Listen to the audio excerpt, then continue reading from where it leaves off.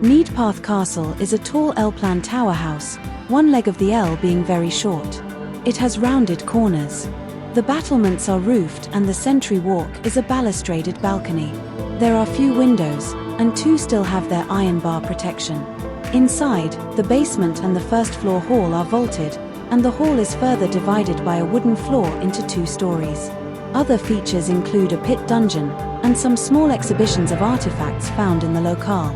There are remains of a partly walled garden. The archway is decorated with both the goat's head emblem of the haze and the strawberries of the Frasers. A series of 5 terraces, set at 8 centers, lies to the southeast and east of the castle. Originally serving as ornate garden terraces, these were apparently enclosed by a wall which was recorded in 1581 and listed as a sloping parterre in 1815. Between 1682 and 1686, the terraces were remodeled and a sumhouse was built. The castle is said to be haunted by the ghost of Jean Douglas, referred to by Walter Scott in his poem as the Maid of Neidpath, the youngest daughter of William Douglas, Earl of March. Forbidden to marry the son of the Laird of Tushilor, who was considered below her station, she dwined while her lover was sent away.